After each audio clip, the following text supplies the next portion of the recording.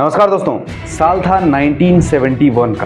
भारत पाकिस्तान वार उस समय पीक पर था और इसी वार में 8 दिसंबर साल 1971 को पाकिस्तानी मिलिट्री द्वारा भारत के भुज एयरबेस में, जो कि गुजरात में लोकेटेड है, वहां पर एक भयंकर बमबारी कर दी जाती है। दोस्तों, ये बमबारी सीधे एयरबेस के रनवे पर की गई। ये बमबारी इतनी भीषण थी दोस्तों कि रनवे पे इतने गड्ढे हो गए थे कि उसे रिपेयर करना लगभग नामुमकिन दिखाई पड़ रहा था। इस एयरबेस की कमान उन दिनों स्क्वाड्रन लीडर विजय कार्निक संभाल रहे थे। अगली सुबह इस रनवे पर रिपेयर का काम शुरू होता है, लेकिन उसके बाद फिर से पाकिस्तानी वायुसेना का इस एयरबेस पर हमला हो जाता है। दोस्तों, इस हमले की दहशत इतनी फैल जाती है कि जो वहां काम करने वाले मजदूर थे वो डर के मारे काम करने से मना कर देते हैं। इस बीच जहां एक तरफ दुश्मन का हमला तेजी से बढ़ता जा रहा था, वहीं दूसरी तरफ रनवे को कैसे रिपेयर करना है दोस्तों, ये हमारे मिलिट्री कमांडर्स के ऊपर एक नई चुनौती आकर खड़ी हो गई। और आज जो मैं आपको दोस्तों कहानी बताने जा रहा हूं, वो इसी भुज एयरबेस से 5 किलोमीटर दूर एक माधापुर नाम के गांव की महिलाओं की कहानी, जिन महिलाओं ने इस विषम परिस्थिति में,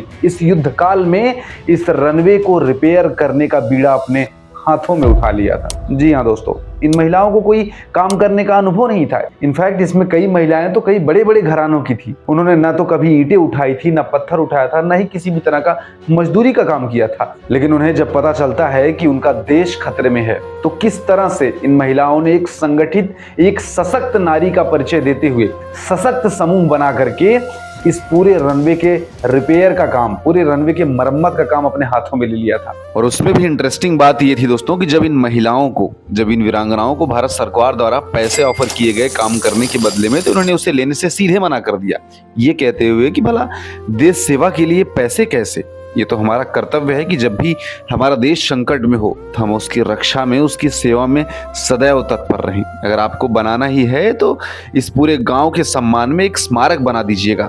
और दोस्तों, अगर आज भी आप इस गांव में जाएंगे तो देखेंगे इन 300 महिलाओं के सम्मान में भारत सरकार द्वारा वीरांगना स्मारक बनवाया गया है। यही वो इन महिलाओं की कहानी है दोस्तों जो मुझे इंस्पायर की, ताकि इनकी कहानी मैं आप तक पहुंचाऊं। ये वो महिलाएं हैं दोस्तों जिनके बारे में हमारे देश की पूर्व प्रधानमंत्री श्रीमती इंदिरा गांधी ने कहा था कि इस गांव की हर एक महिला झांसी की रानी लक्ष्मी बाई के समान है। दोस्तों, ऑपरेशन सिंदूर के बाद एक बार फिर से हमारे देश के प्रधानमंत्री ने ठीक वैसे ही इस गांव की महिलाओं से मुलाकात की जैसे साल 1971 में प्रधानमंत्री श्रीमती इंदिरा गांधी ने की थी। और आज भी दोस्तों इस गांव की महिलाओं ने प्रधानमंत्री मोदी से यही कहा कि माधापुर गांव की महिलाएं हमेशा देश सेवा के लिए तैयार हैं। अगर कोई जरूरत हो तो बताइएगा प्रधानमंत्री महोदय, हम हमेशा अपने देश की सेवा के लिए तैयार खड़े हैं। तो क्या है दोस्तों इस गांव की इन वीरांगनाओं की कहानी, आइए समझते हैं इस वीडियो में।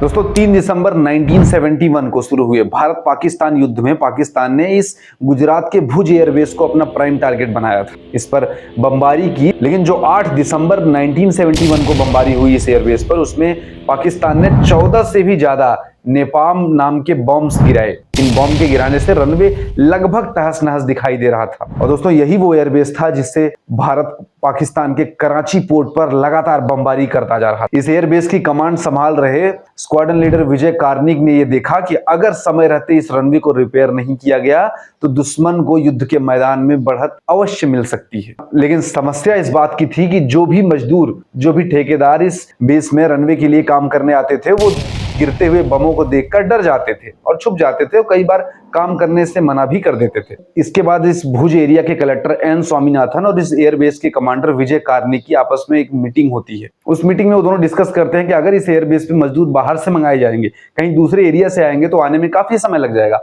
और तब तक हो सकता है दुश्मन फिर से बमबारी कर दे। तो सबसे बेस्ट तरीका ये होगा कि हम आसपास के गांव में जाएं, वहां के लोगों को स्थिति बताएं और वहां से लोगों को इकट्ठा करें। उसके बाद दोस्तों ये कलेक्टर और इस बेस के कमांडर विजय कार्निक दोनों मिलिट्री गाड़ी में बैठकर बगल के ही इस एयरबेस से अराउंड 5 किलोमीटर की दूरी पर स्थित एक माधापुर नाम के गांव में पहुंचते हैं। ये गांव दोस्तों अपने आप में एक बड़ा ही संपन्न और सशक्त गांव था। कमांडर विजय को ये पूरी उम्मीद थी कि इस गांव के निवासी जरूर उनकी मदद करेंगे। दोस्तों, विजय कार्निक एक जोशपूर्ण देश प्रेम से ओतप्रोत भाषण देते हैं इन गांव वासियों को।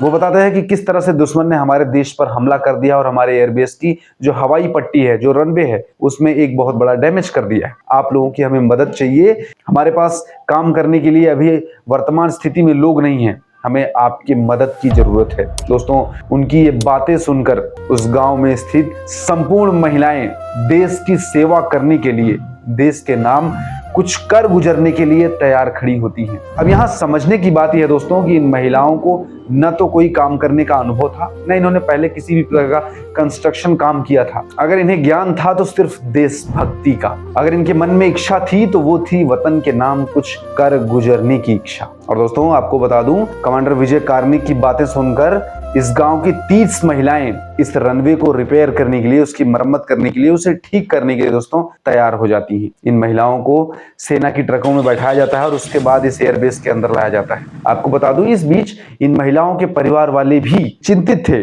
और हर माँ बाप को चिंता होती है दोस्तों अपने बच्चों के बारे में। और ऐसे ही एक महिला थी बाल भाई सेघानी, जो अभी भी जीवित हैं। आज इनकी उम्र है 84 ईयर्स और उस समय जब ये वॉर हुआ था तो उनकी एज थी 24 वर्ष।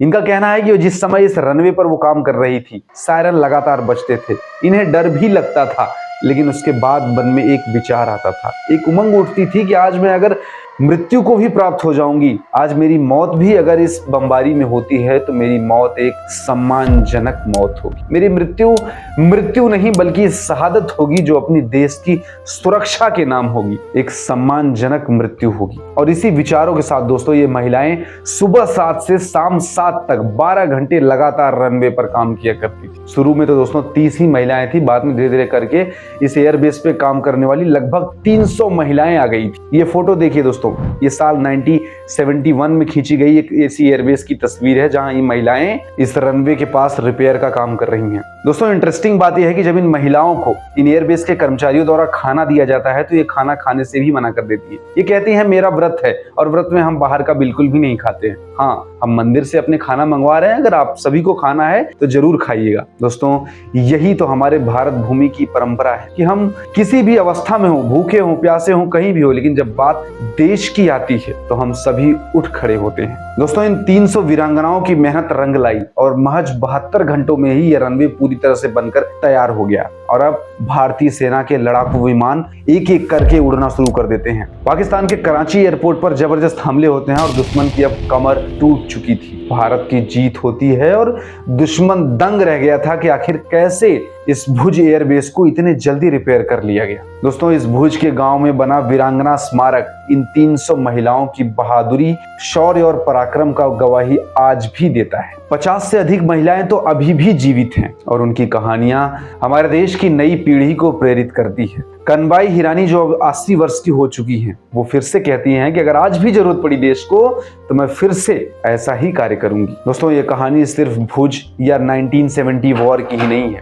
ये हर भारतीय की कहानी जो अपने देश के लिए कुछ कर गुजरने को तैयार खड़ा है। भुज के इस गांव की 300 महिलाओं ने साबित किया कि साहस का कोई रूप नहीं होता, साहस का कोई आकार नहीं होता, कोई प्रशिक्षण नहीं होता। उन्होंने अपने देश की सुरक्षा के लिए अपने आप को जोखिम में डाला और आज पूरा देश उन्हें सम्मान की नजर से देखता है। एक ऐसा इतिहास रचा जिससे आने वाली पूरे देश की पीढ़ियां अभी भी प्रेरणा ले रही हैं। दोस्तों, आइए हम सभी इन वीरांगनाओं को नमन करें, अपने आने वाली पीढ़ियों को उनकी कहानियां बताएं ताकि पूरा देश उनसे प्रेरित हो सके। साल 1971 का वॉर समाप्त होता है, भारत की जीत होती है और प्रधानमंत्री इंदिरा गांधी भी दोस्तों इसी भुज एयरबेस पर पहुंचती हैं। वहां से 5 किलोमीटर दूर इस गांव में जाती हैं, गांव की उन महिलाओं से मिलती हैं, उनके बच्चों से मिलती हैं और कहती हैं इस गांव की हर एक महिला झांसी की रानी लक्ष्मीबाई के समान है। कैसा लगा दोस्तों ये वीडियो, कमेंट बॉक्स में जरूर बताइएगा। और अगर आपने अभी तक इस चैनल को सब्सक्राइब नहीं किया तो इसे सब्सक्राइब भी कीजिएगा, इसे ज्यादा से ज्यादा वीडियो को शेयर कीजिएगा। दोस्तों, बहुत बहुत धन्यवाद।